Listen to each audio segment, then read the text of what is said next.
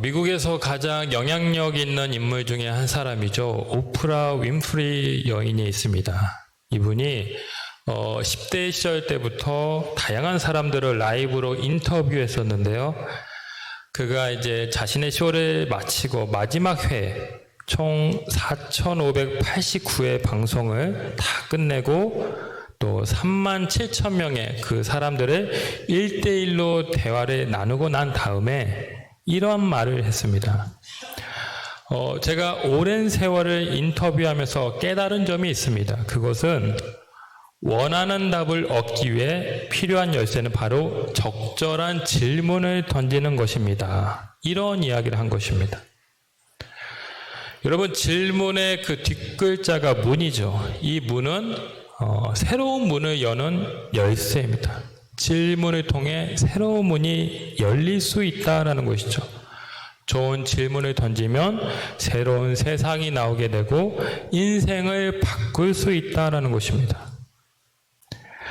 왜 사과가 떨어질까? 이런 뉴턴의 질문으로 중력이 발견되었습니다. 또 전기란 무엇일까? 이 에디슨의 질문은 세상을 밝히는 힘이 되었습니다.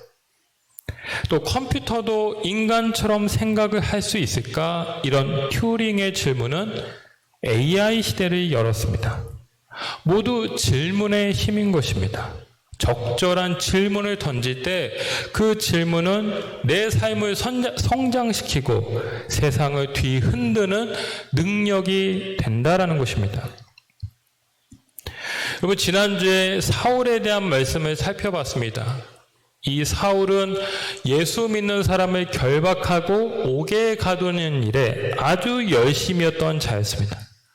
그가 다메섹으로 올라가는 것도 그곳에 믿는 자들을 잡아들이기 위해서였죠. 자, 그런데 찬란한 빛이 그에게 임하고 하늘의 음성이 들려왔습니다.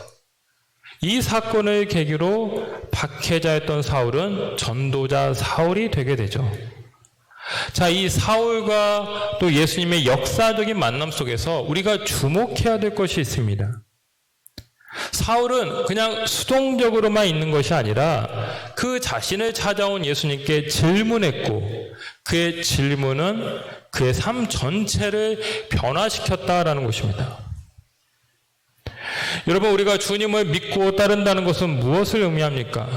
그저 하나님의 지시에 아무 말 하지 않고 기계적으로 따른다, 이런 것을 의미하는 것이 아닙니다. 때로는 하나님께 묻고 또 하나님의 대답을 들으면서 하나님의 뜻을 알아가는 과정이 믿음의 여정인 것입니다. 질문과 대화를 통해서 하나님과 관계를 맺고 소통하는 것, 이것이 신앙이라는 것이죠. 자, 이 사울이 물었던 질문은 오늘 예수님을 믿고 사는 우리에게도 반드시 필요한 질문입니다. 앞으로 3번에 걸쳐서 이 사울의 질문을 살펴보려고 하는데 오늘은 첫 번째 질문입니다. 저를 따라서 같이 한번 읽겠습니다. 주님 누구십니까? 자, 이것이 사울이 예수님께 했던 첫 번째 질문입니다. 여러분, 소크라테스가 했다고 알려진 유명한 말이 있습니다. 너 자신을 알라. 동서고금 이래로 수많은 철학가와 사상가들이 나는 누구인가? 인간은 도대체 누구인가? 이런 질문을 탐구하죠. 인류의 문화와 역사, 사상은 이 자신이 누구인지를 알기 위해 애쓴 그 노력의 산물이라고 할 수 있을 것입니다.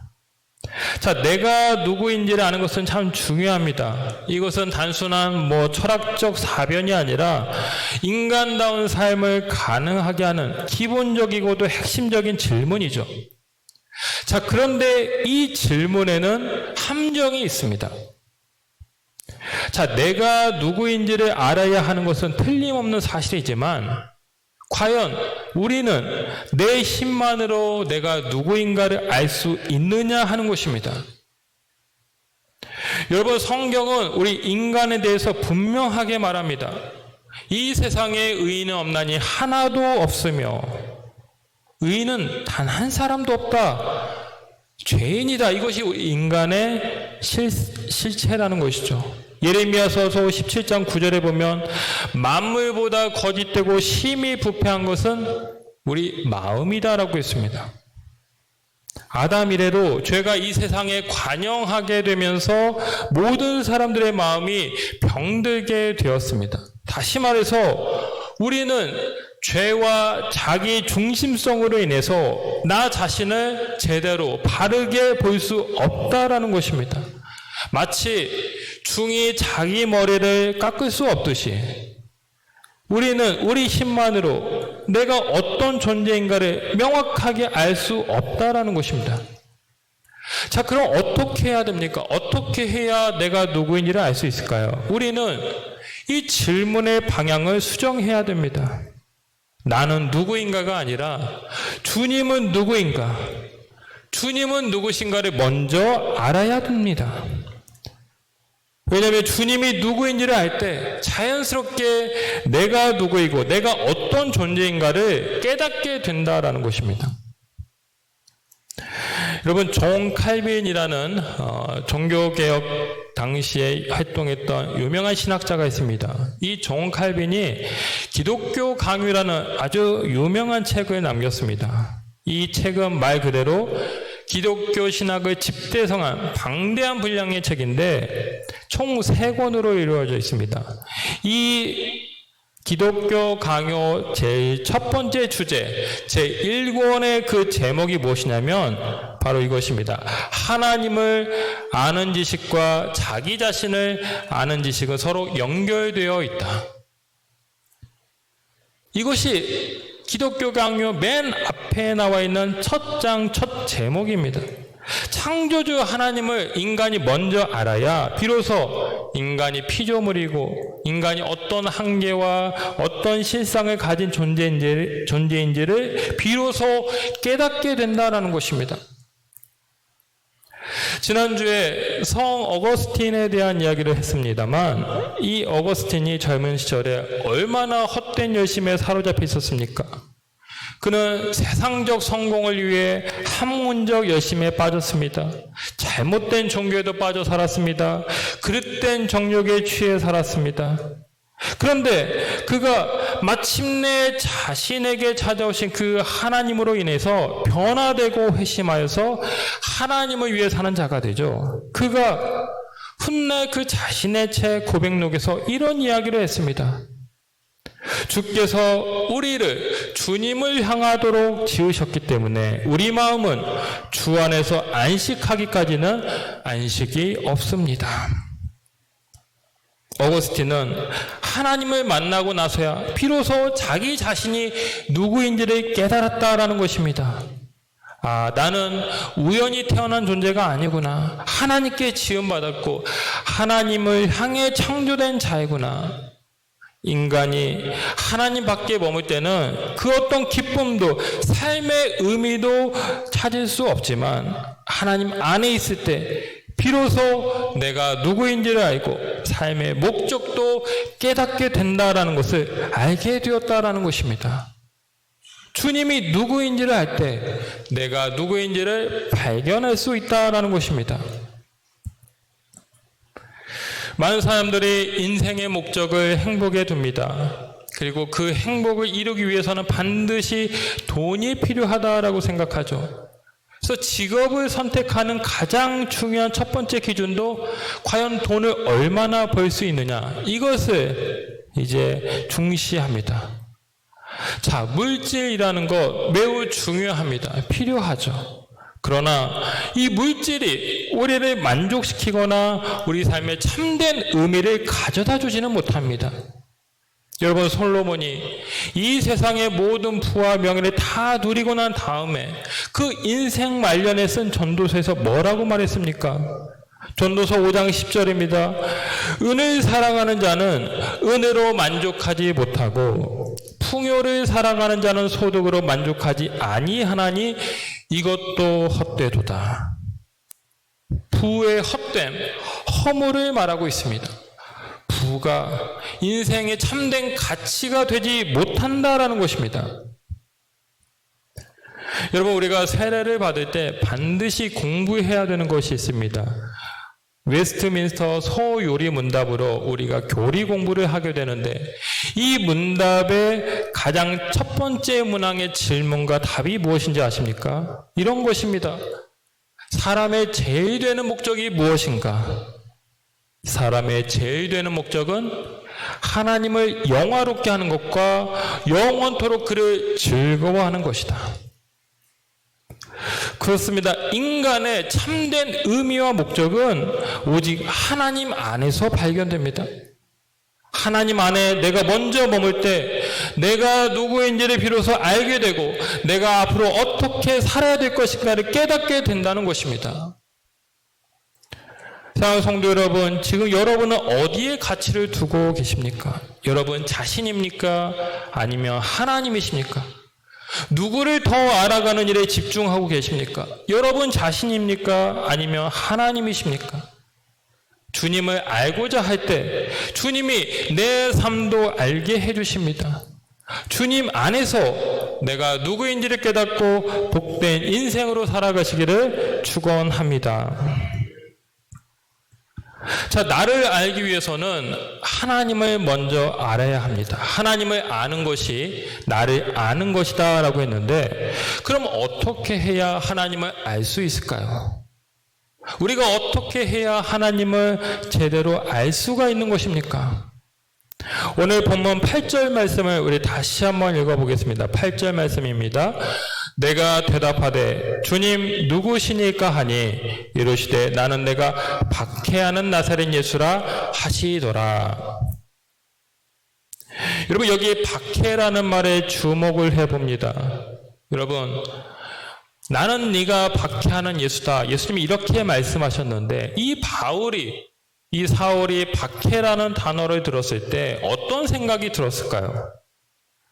아마 순간적으로 이 사울의 뇌리에는 여러 사람들이 떠올랐을 것입니다. 그가 결박했던 사람들, 그가 때리고 옥에 가두었던, 그가 박했던 수많은 사람들이 아마 그의 머릿속을 스쳐 지나갔을 것입니다. 예루살렘 교회 안에도 있었고 또 저 위에 다메섹에도 그런 사람들이 있다는 것을 듣고 그는 그리로 가고 있었습니다. 자, 무엇보다도 이 사울은 스데반을 떠올렸을 것입니다. 여러분, 사도행전 6장을 보면 사람들이 스데반에게 돌을 던져서 그를 죽이게 되죠. 그런데 이 6장을 보면 사람들이 사울 앞에 옷을 벗어두었다, 이런 말씀이 나옵니다. 사울도 그 스데반을 죽이는 일에 주도적으로 가담했다는 말씀입니다. 실제로 오늘 본문 20절에 보면 이 스데반이 피를 흘릴 때 내가 곁에 서서 찬송하고 그 죽이는 사람들의 옷을 지켰노라, 이렇게 회고하고 있습니다. 예수님을 만나기 전에 이 사울은 한마디로 박해자였다라는 것이죠. 자, 그런데 예수님께서 이 사울에게 나타나셔서 왜 나를 박해하냐 이렇게 물으십니다.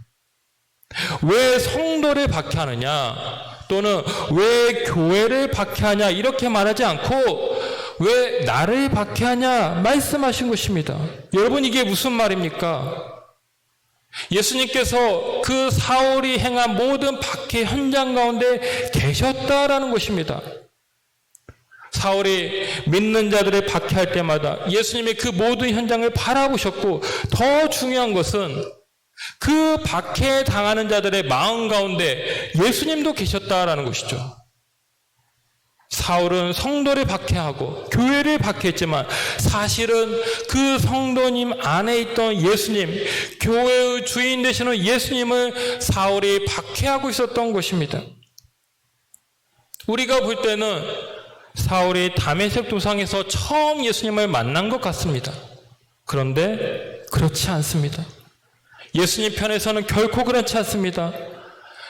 창세전부터 예수님은 사울을 알고 계셨습니다. 저의 박해를 받으시면서까지 저를 참아주시고 인내하시다가 마침내 하나님의 때가 되었을 때 저에게 나타나셨습니다. 예수님 마음속에는 언제나 사울이 있었던 것입니다. 여러분, 지금 새벽에 에베소서 말씀을 보고 있는데요. 이 에베소서는 바울이 로마 감옥에서 쓴 옥중 서신이죠. 자, 바울이 3차 전도 여행을 마치고 예루살렘으로 들어가게 되는데 이때 유대인들이 바울을 로마 당국에 고소해서 저를 체포하게 됩니다. 체포의 표면적 이유는 이런 것입니다. 바울이 이방인 헬라인을 성전에 데리고 들어가서 그 성전을 더럽혔다, 소위 성전 모독죄로 저를 고발했지만 사실 더 근본적인 이유가 있었습니다. 그것은 그냥 이 사울이 싫었던 것입니다. 바울은 가는 곳마다 예수님이 그리스도시고 다시 부활했다라고 선포했습니다. 많은 사람들로 하여금 이제 율법이 아니라 예수님을 믿어야 구원받는다라고 말했습니다. 그 유대인들을 향해서 예수님을 죽인 대적자라 말하고 이제 율법이 아닌 예수님을 통해서만 구원받는다고 하니까 이 유대의 지도자들이 볼 때 이 사울이 얼마나 미웠겠습니까? 사울의 행보를 도저히 견딜 수 없었던 그들은 그 사울이 모든 여행을 마치고 돌아오자 기다렸다는 듯이 그를 로마 당국에 고소해서 붙잡고 결국 재판을 위해 저를 로마까지 끌고 간 것입니다. 여러분, 세상적으로 보면 이 사울처럼 억울하고 원통한 사람도 없습니다. 사울은 누군가를 다치게 한 것도 없고 또 로마법을 어긴 적도 없습니다. 그냥 하나님이 명령하신 대로 말씀을 증거하고 예수를 전했는데 옥에 갇혔습니다. 하나님을 원망하고 세상을 비관해도 전혀 이상하지 않을 것 같은 상황인 것이죠. 그런데 여러분, 바울의 고백이 참으로 놀랍습니다. 이 에베소서를 보면 자신의 처지를 비관하거나 하나님을 원망하는 듯한 모습을 조금도 찾아볼 수 없습니다. 오히려 그는 그 자신이 당하는 환난으로 인해서 낙심하고 있는 그 에베소 성도들 향해 낙심하지 말라 이렇게 위로까지 합니다. 여러분, 어떻게 이렇게 의연하고 담대할 수 있습니까? 바로 이 사울이 예수님을 만났기 때문이죠. 여러분, 디모데전서 1장 13절 14절에서 그는 이렇게 고백합니다. mit보다 모든 사람이 받을 만한 이 말이여, 그리스도 예수께서 죄인을 구원하시려고 세상에 임하였도다. 죄인 중에 내가 괴수니라. 죄인 중에서도 죄인, 괴수 같은 그 자신에게 오신 예수님을 그는 노래하고 있습니다. 예수님과의 그 만남이 저를 변화시켰기 때문에 그는 수많은 고난 속에서도 담대할 수 있었고 늘 기쁨으로 살 수 있었던 것입니다. 어제 여자반 큐티 양육반 모임이 있었습니다. 어제 특별히 그 12년간 혈루병 앓는 그 여인에 대한 말씀을 우리가 함께 나누었는데 이 세 분이서 동일하게 한 가지 질문을 하시는 모습을 볼 수 있었습니다. 왜 예수님은 그 자신의 옷에 손을 댄 여인을 보려고 하셨을까? 이것을 질문하시면서 여기에 대한 큐티를 이제 가져오신 것이죠. 여러분, 이 여인이 예수님 옷자락에 손을 댄 순간 그 여인의 혈루의 근원이 즉시 말랐다라고 성경은 말하고 있습니다.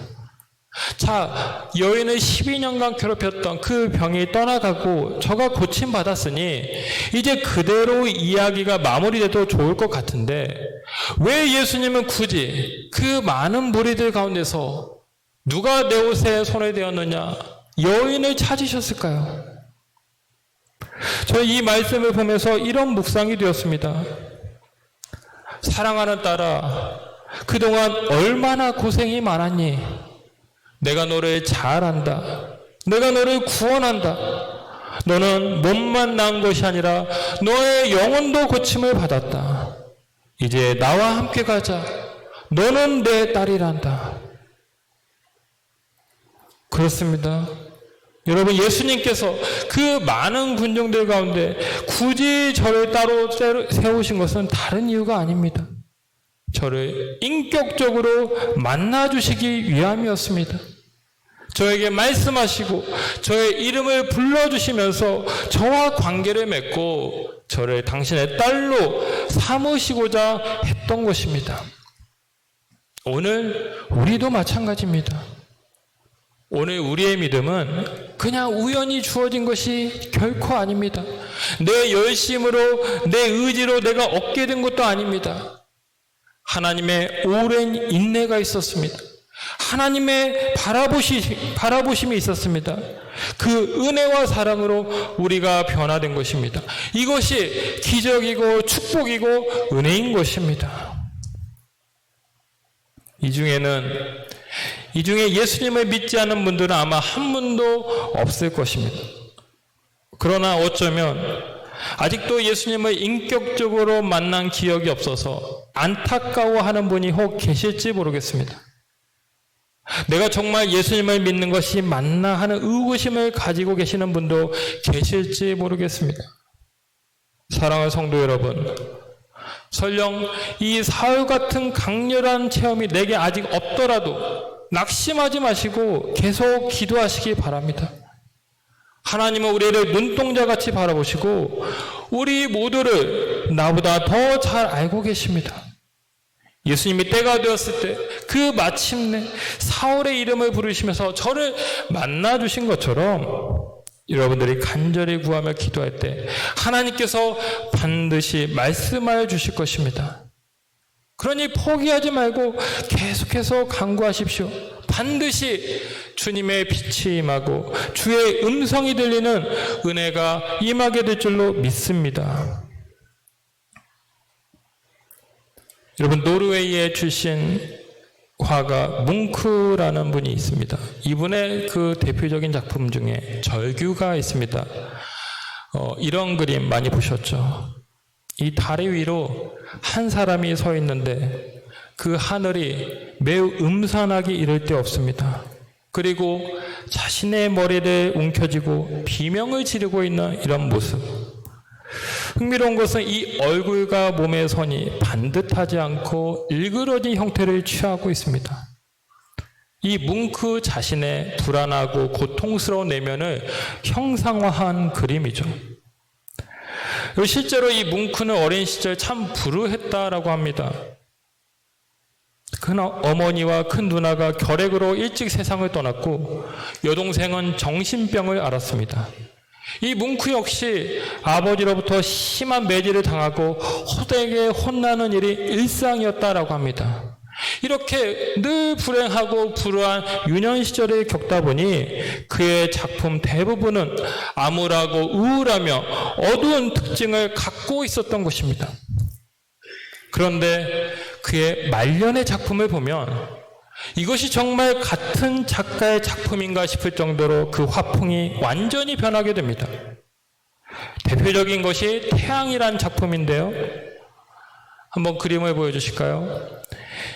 이 태양이란 작품을 보면 밝은 태양빛이 온 세상을 향해 환하게 비추고 있습니다. 마치 천지 창조를 연상케 하는 그런 그림이죠. 강렬한 빛과 색채를 통해서 희망을 보여주고 있는 그림입니다.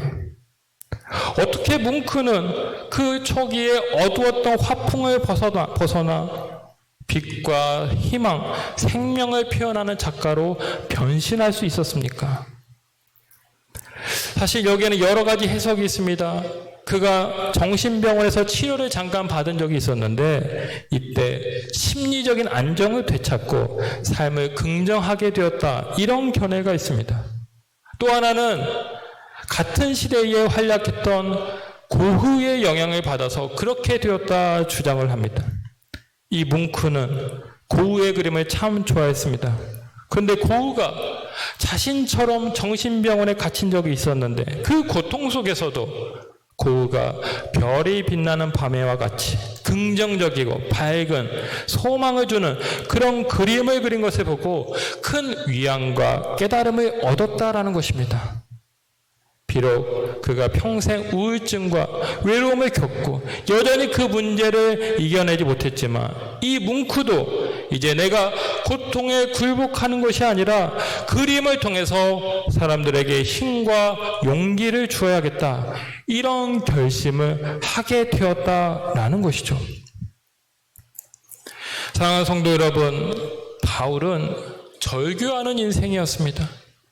겉으로는 율법에 정통하고 의로운 척 살았지만 이 율법을 지키지 못할 때마다 밀려오는 죄책감으로 늘 괴로워했습니다. 마음속에 죄가 올라올 때마다 번민하면서 절규해야 했습니다.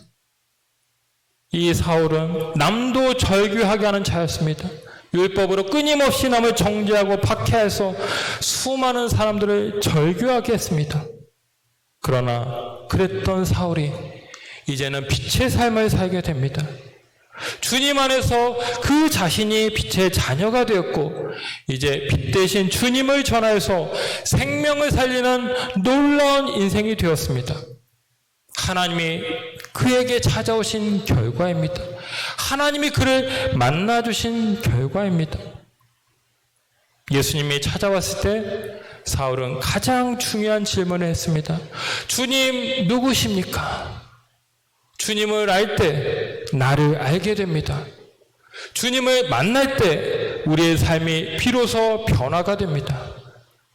오늘도 우리에게 찾아오시고 말씀하시는 그 주님을 만나고 주님과 동행하며 사는 여러분들 되시기를 주님의 이름으로 축원합니다. 기도하겠습니다.